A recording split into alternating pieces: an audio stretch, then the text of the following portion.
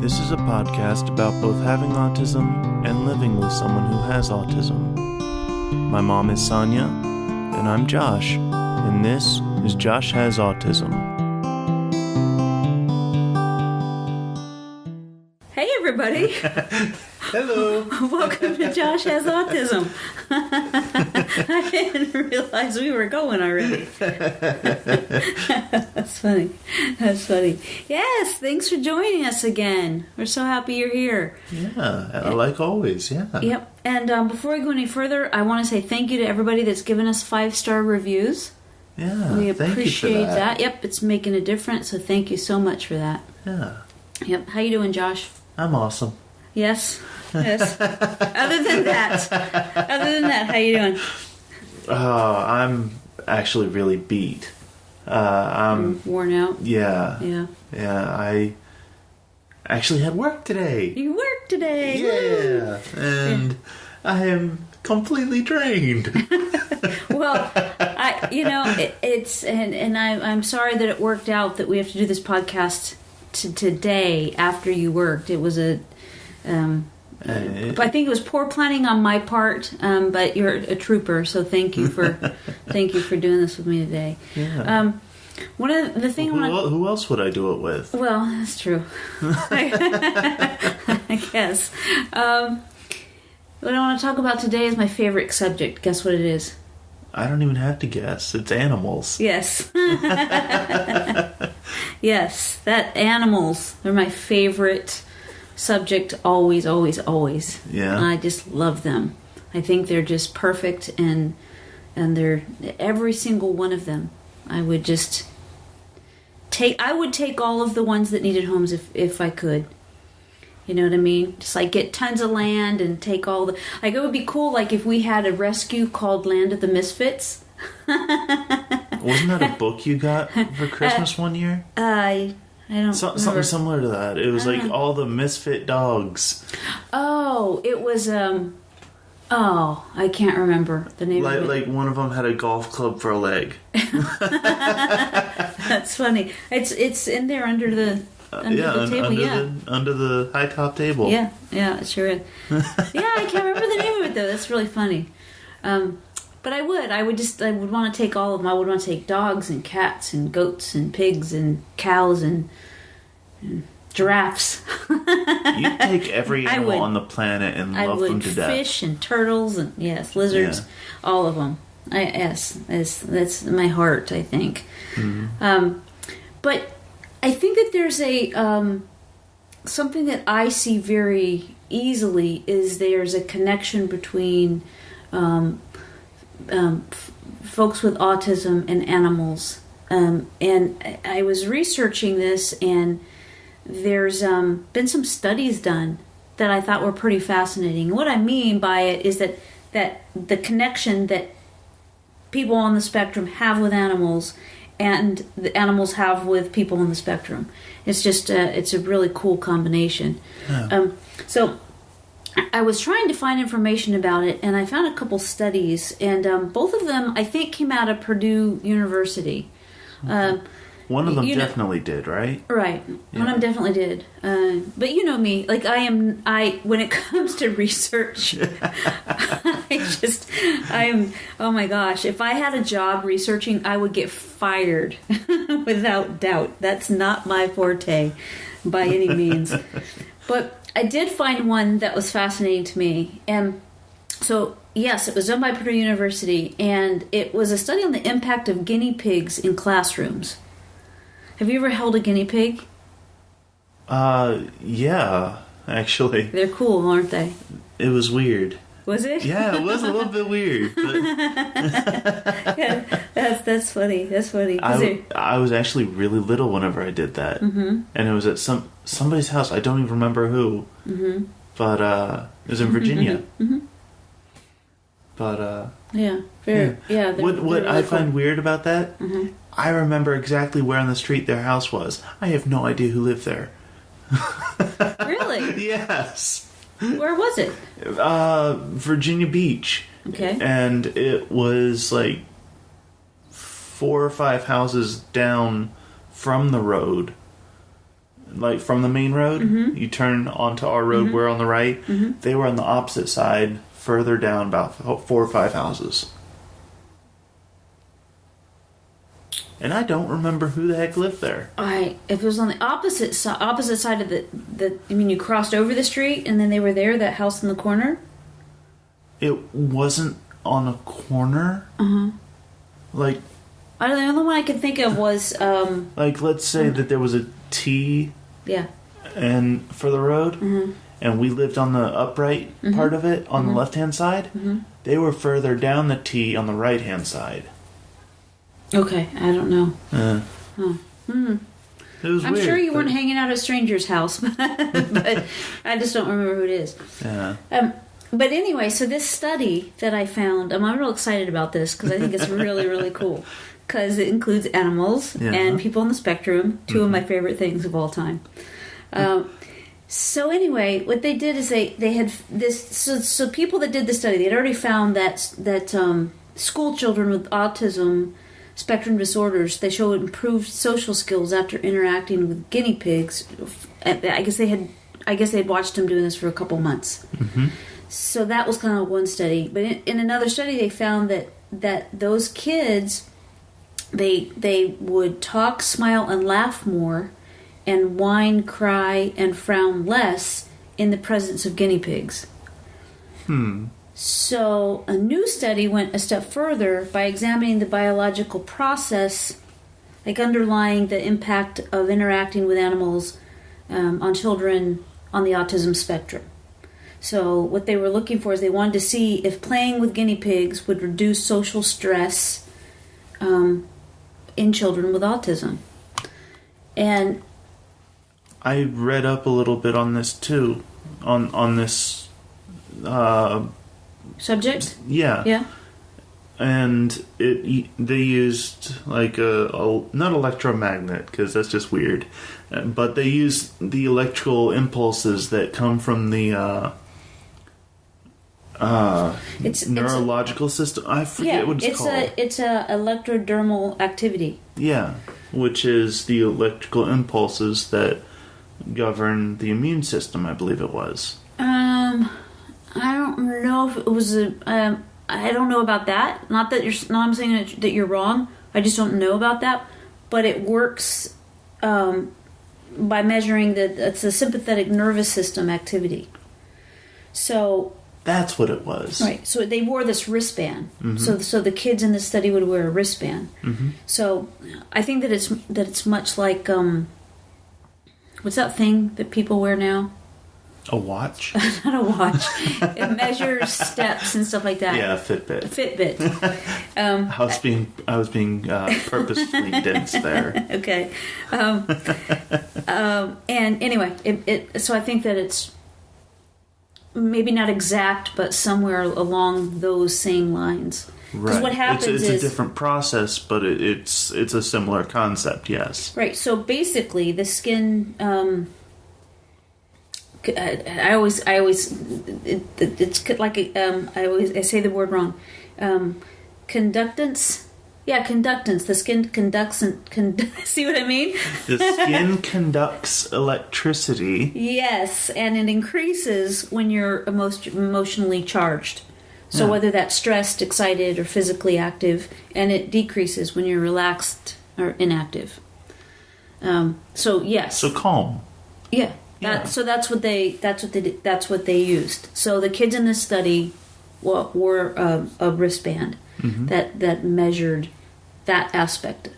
And it wasn't just kids on the spectrum. It was also compared to what's neurotypicals. Yes, is I believe what it was called. Yeah, neurotypicals. So essentially, what they did was they took 33 kiddos on the spectrum and 66 neurotypicals, and between the ages of 5 and 12, and they were tested in groups of 3.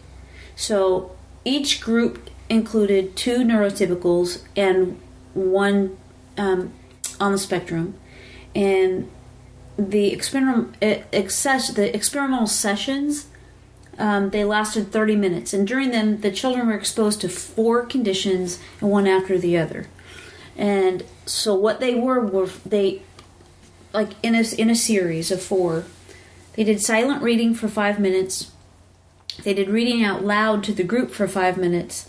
They did free play in the group with a toy for 10 minutes, and then free play in the group with a guinea pig for 10 minutes. That was what they were. That was the study. That's what they were testing. So they were registering how they reacted. So basically, what they thought was that they had a hunch that kids on the spectrum would show high levels of anxiety in the reading and toy. They called them conditions, but it was a study, right? Mm-hmm. So when they were reading and playing with the toys, that they would have reading out loud. I think it was. Could have been. Yeah. It could have been. I don't remember if they specified, but it could have been. And when they were playing with So anyways, so they would have high levels of anxiety when they were reading, and whether I think that to themselves or out loud, and also when they were playing with a toy. But then their levels would drop when they were playing with the guinea pigs. And so then they also thought that the kids with autism would show lower levels when. I'm saying this all backwards. essentially, this is what I mean. That what I got out of it was that kids that are neurotypical, there would be fine, that not much, going on there when they were reading to themselves or to a group or when they were playing. But when they got to the guinea pigs, it's like shot through the roof because they were so excited to play with these guinea pigs, right? Yeah. The difference is that the kiddos on the spectrum would have higher levels of anxiety, either reading to themselves, reading out loud, or playing with a toy in a group setting. And then when they got to the guinea pigs, it was like their anxiety just dropped. Yeah. So then they were so relaxed, and I can see that. Yeah, the people doing the study thought that's what would happen, and it is exactly what happened. Okay. So it's just very, very cool. And the reason I think that that's pretty awesome is because I think animals play a huge part in our lives. And for somebody that has autism, this is just one more way of showing that, if an animal is incorporated into their lives, it's going to help with their anxiety level. Not every person with autism, because how we do this. When we say Josh has autism, what we're saying is Josh has autism. This is Josh's autism that we're talking about. But we try to expand on that and try to include people across the spectrum, because not everybody is the same, right? By any means. We try and make it so that you can understand where we're coming from. And hopefully it'll help you guys, our listeners, with what we've learned and experienced. Mm-hmm. So, yeah, absolutely.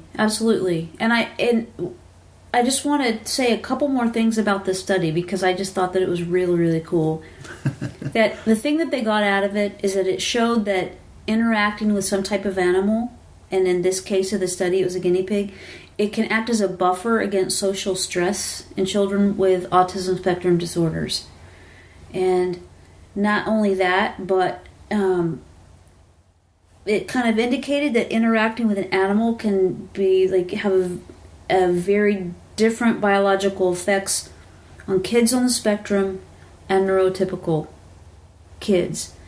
And to me, that's just fascinating and super important, because this is a biological difference that we're talking about. Mm-hmm. And sometimes you've experienced this in yourself, that there's times that you're out in the community, and when you were younger, there's things that you couldn't do, so you would get upset. Sometimes you would be louder than what other people thought you should be. Yeah. You know, and there was just this judgment placed on it. And, you know, so I guess for me, you know, as your mom, it's like it's just one more way of going, yes, this is, you know, something that is not that was not something that you could control.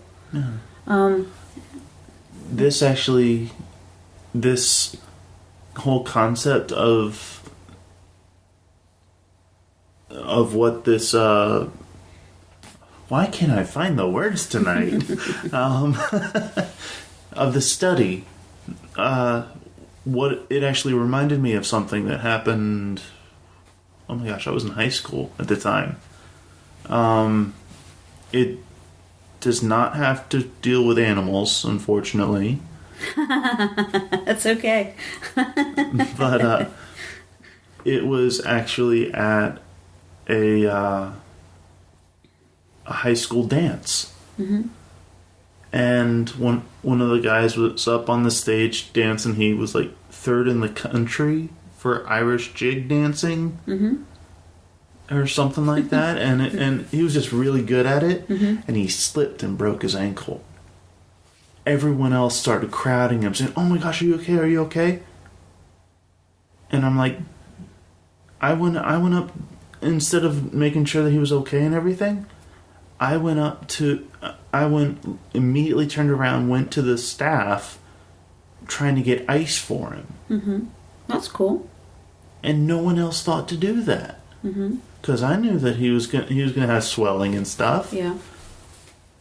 I mean, it's just the way that I thought. So you thought about taking action, not about the emotions of it. Yeah. Right. Yeah, that makes sense. So I didn't freak out because that wouldn't help anybody. Right. In the same way that freaking out by being excited around a guinea pig isn't going to help it any become more comfortable around you. Say that again? In the same sense, if you're really excited and hyped up and just really high energy, you're not going to want to. You're not you, but guinea pigs or let alone most animals are not going to want to be around you. I see what you're saying. They want to be around a calm setting. Right.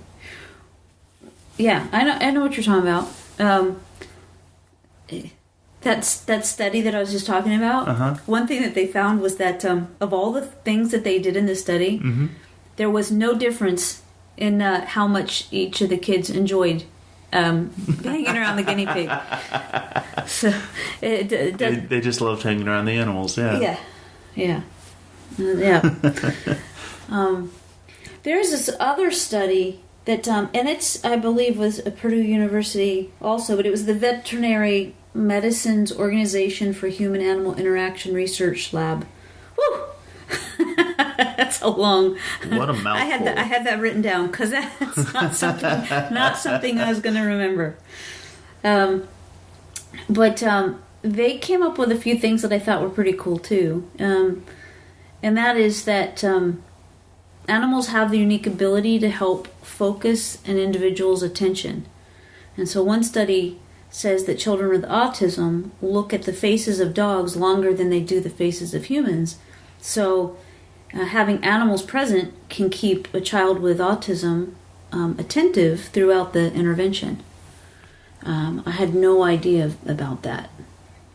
I have no idea about that. I do know that when you're around, when you're sitting out in the living room and Oliver and Einstein are piled on top of you, it seems that they relax you. Yeah. And Einstein, he does that little jerking thing where he's like, give me your love. Yeah. And he's bossy. Oh my gosh, yes. I don't care too much for that, but I love having them around. Yeah, me too. Yeah.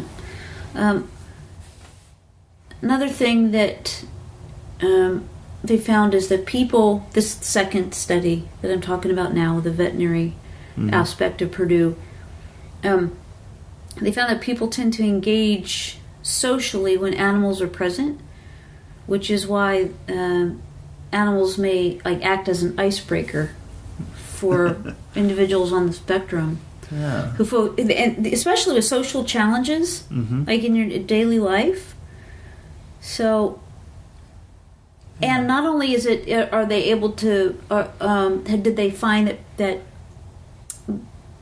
someone on the spectrum with an animal involved is able to interact easier, but they do it more often.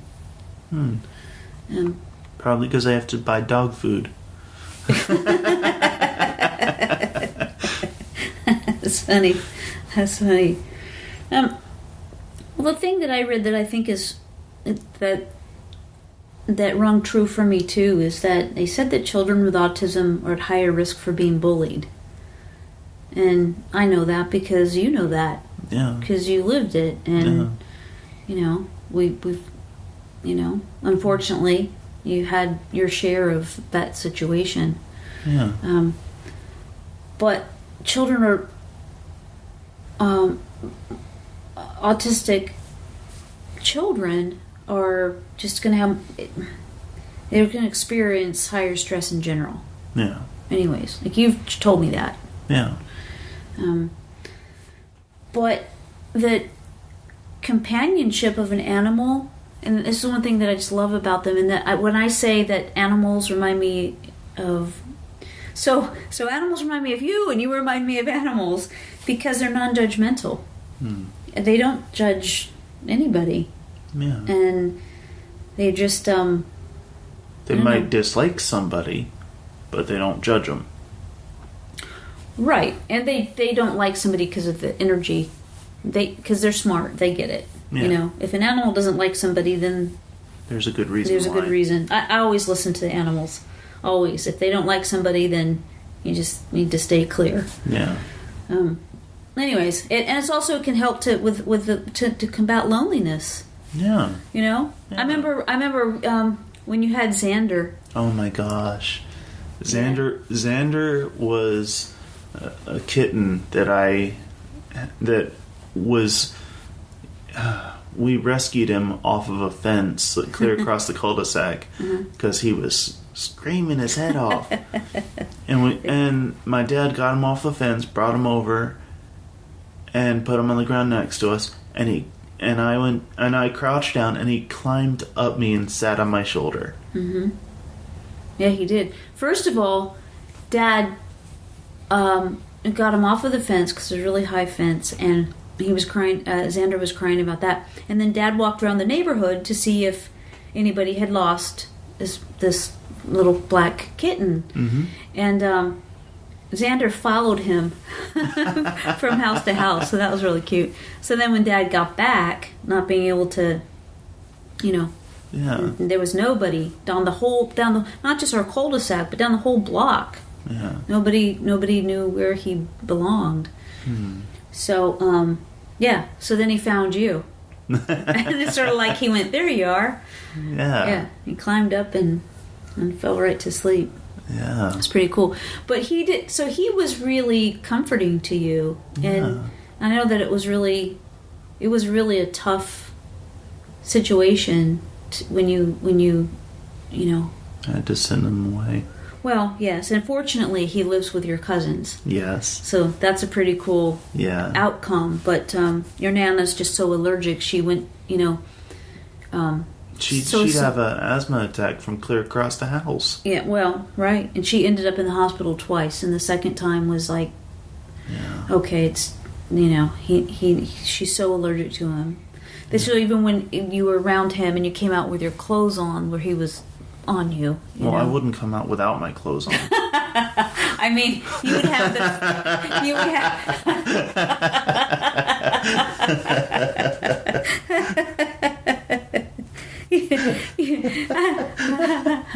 That's funny. You would come out of your room and Xander fur would be on your clothes. Yes. And then that would trigger an asthma attack.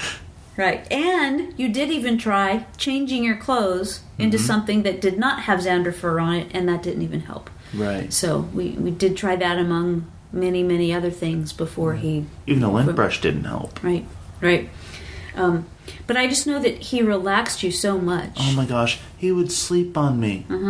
Like, I'd lay in bed on my side, and he'd lay down right on my side. Right. Yeah. On my side that was sticking up in the air. And oh my gosh. Yep. And then he'd wake me up in the morning. In the middle of the night, he would wake you up. Because do you remember, you told me, so you have a clock. Yeah. Like the clock with the rope. Yeah, it hangs on by a rope that's attached to the clock at 2 points. And on it's kind of like a nautical clock, and it has just a rope, and it hangs from the middle of the rope up on the wall. Right. And Xander, just about every night, would get on top of my little chair or whatever that was over there. And he'd go up and he'd start playing with it and rocking it back and forth, and then he'd look at me.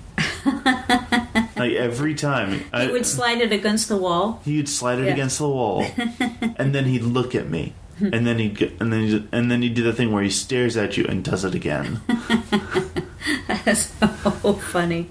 That's so funny.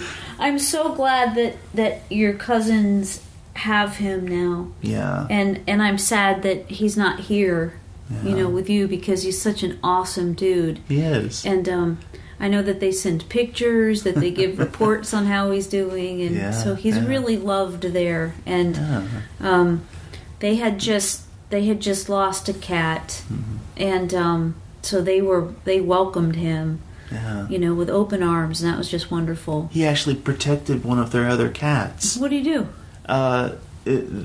It was a female cat, and it was getting bullied by another cat. Oh. And Xander is half the size of this other cat. Comes zooming out and beats the crap out of the other one, and helps the female cat get away. Oh, so he saved him. Wow. Yeah. Wow. Xander's a superhero. Yeah. That's pretty cool. That is really cool. I had asked you before if you wanted to get...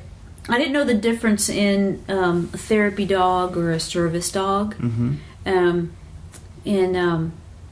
remember I talked to you about that before. What I did find out since I asked you about that, it's like a therapy dog, like they can receive special training, but the therapy dogs are the ones that go to like hospitals or nursing homes, and they just have to be well behaved. Right. And I guess they don't all have to be, from what I understand, they don't have to be trained, but, like if you have one that has a very, very calm temperament to begin with, they might just be okay without training. But anyway, so it's those two places also for patients that are going to have medical procedures and things like that, occupational therapy. Yeah, those kind of things. So that's what the therapy dog is. A service dog is trained to meet specific needs of the individual it's going to assist. Oh, like a blind person needing a service dog. Right. I think that's how they started. Yeah. I think initially that's what a service dog was to I think that was one of the things that they did, because they were also trained in the military. Yeah. And they still are trained in the military. Yeah. So, hence probably why it's called a service dog. Because they were in the service. They specialized in Morse code. Wag, wag, wag. Wag, wag. That's right. Right. But I thought those were interesting. So when I had talked to you before, I didn't know that, but I didn't know that either. Actually, now like they have service dogs like for hearing, like we talked about for people that are visually impaired, but a mobility problem, diabetes, they can detect cancer, low blood sugar or high blood sugar. There's dogs that can detect cancer sure too. Are. Right? Yeah, you're right. They can they can help with anxiety, epilepsy. They can detect a seizure before it happens, or a developmental disorder, including autism. One of the things that I read that was pretty cool is that, especially since we talk about autism, I was especially interested in that, is that if you had a service dog, if somebody on the spectrum had a service dog, they could go they can accompany like into the dentist, to the doctor, traveling. They can go on planes, and go shopping or into school. So I just thought that was really cool. But anyway, they can recognize and help de-escalate. We talk about that a lot, don't we? Yeah. Escalation and de-escalation. Yeah. So they can recognize that. They can help to de-escalate emotional meltdowns, word you hate, or like to just interrupt an individual displaying self-harming behaviors. Yeah, that's it. Yeah. So anyway, one of the ways that they said that a service dog can help with somebody with autism is that they get clued and then they respond to signs that indicate anxiety. What they do is they lay across their person's lap. Oh, cool. Isn't that awesome? Yeah. Yeah. I thought that was really cool. Yeah. So I know that, but I had just asked you, briefly before in the past if you thought that would be something that you'd like to have. Yeah. And you said no because you thought that it would be much like a lot of responsibility for you. Because even though we have 2 dogs here, they're not your responsibility. Right. There are times you take them out in the backyard, walk out there with them, and watch them when you guys go out. Stuff like that. Just hang out. Just hang out with them. Just make sure they're okay. Yeah, and I am a fanatic about them because even though we have a 6-foot fence, I don't let the dogs go out in the backyard by themselves. Yeah. Because I just It's Florida. Well, yeah, you never know. you never know what's out there. What other kind of animals? Because there's been raccoons, turtles, Donkey. We hear the donkey. The goats one time that were fighting at the tree back there. Oh, jeez. Yeah, that was pretty cool. Now, again, they're not in our yard. I would love it if they were in our yard, but they're not. Yeah, there's been hawks and owls and even bats. Yeah, bats that fly around. Yeah, bats are awesome. Yeah. They're really cool. Help to get rid of mosquitoes. Yeah. Among other insects. Mm-hmm. Yeah. So, So anyway, what do you think about the studies that I told you I'm not super good at research, so I found 2, and that was it. Because other than that, like my head would explode. So I looked up was 2, but I bet none of it surprises you. No. Yeah. But it's really cool you looked them up. Well, maybe I can get a sticker or something for looking something up. But it's just really cool. I think it was really awesome information. Yeah.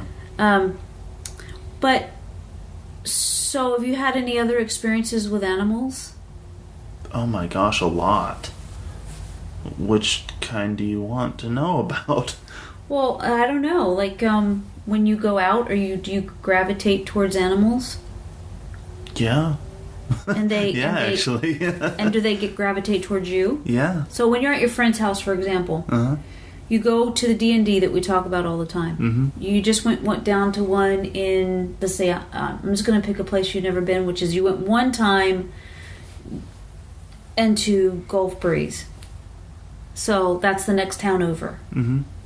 Did they have dogs? Yeah. Was that anything? Or yeah. No? What? Yeah. Seriously? Yeah. What happened? They tackled me. The dogs tackled you? Yes, and started kissing me. What, did that freak you out at all, or was that comfortable? I'm used to that. Yeah. Yeah, that happens almost all the time with slightly bigger dogs. That they come to you? Yeah. That's and really these 2 were puppies. Oh. And they were twice the size of Oliver. Oh my gosh, so they then must have been about 40 pounds. Something like that, yeah. Well, Oliver's only 16 pounds. Yeah, so 30 to 40 pounds each. Mm-hmm. And they tackled me. Mm-hmm. And it was just really cool. And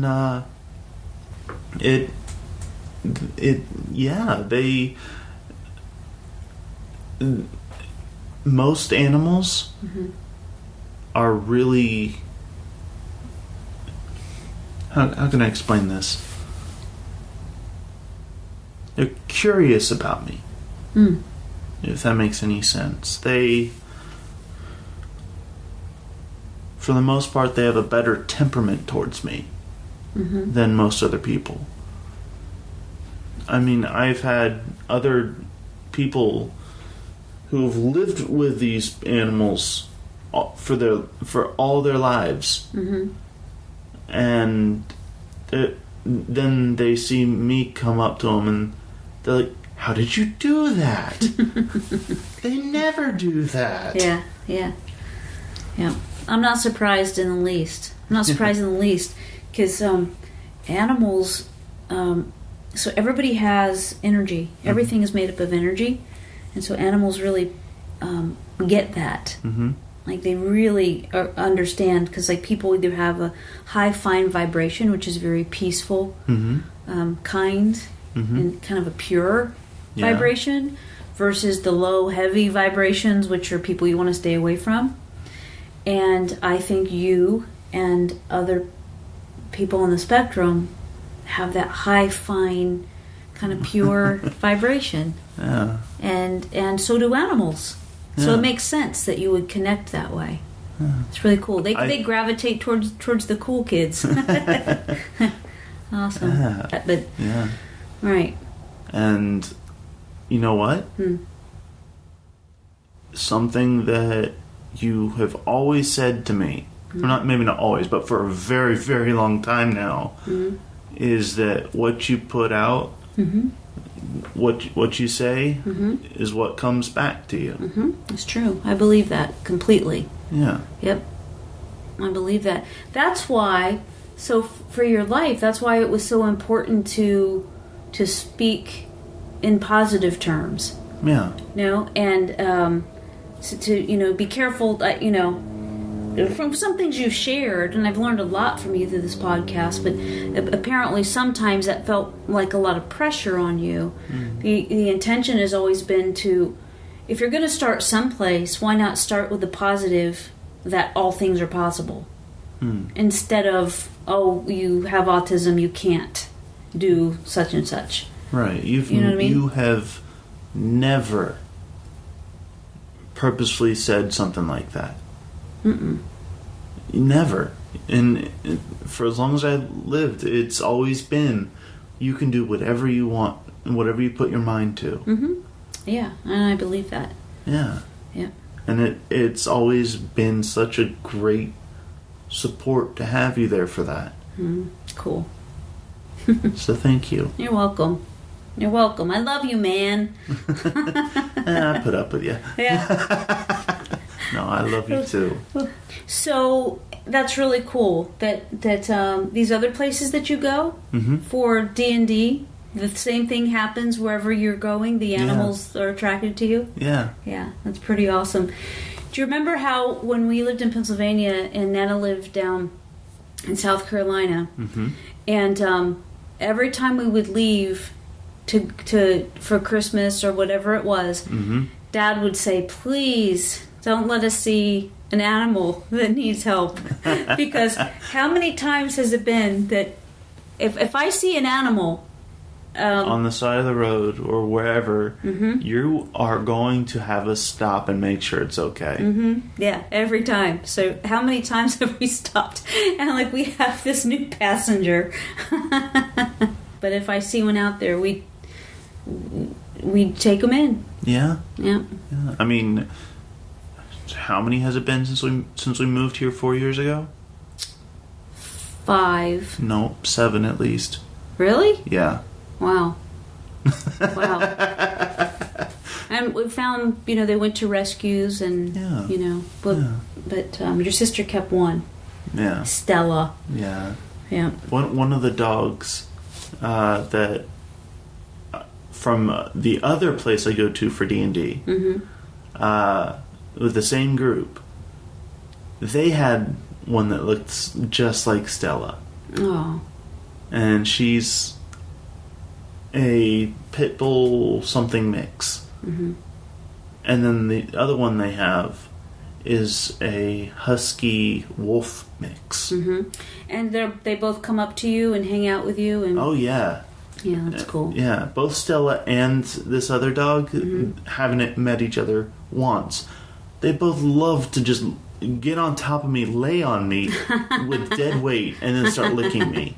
Yeah. I've seen Stella do that to you. Oh my gosh, she does it every single time I sit down on that couch. Yep.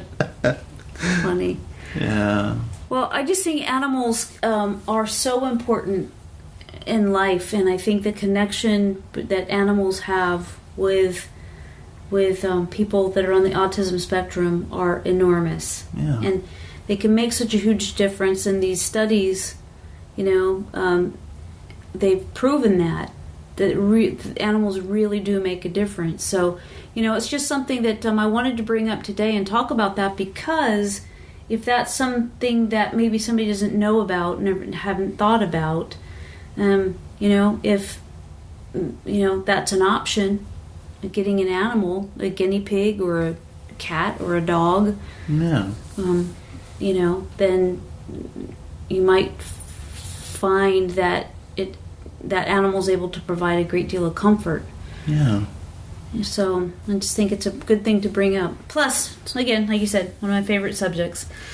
So, anyway. So, I think, how about we, you have anything else? Because if not, I think we can... I'm okay for right now. Okay. All right. Awesome. Yeah. Well, everybody, thank you so much for hanging out with us. So grateful to you. Appreciate you listening. And we'll talk to you next time. Love you. Bye.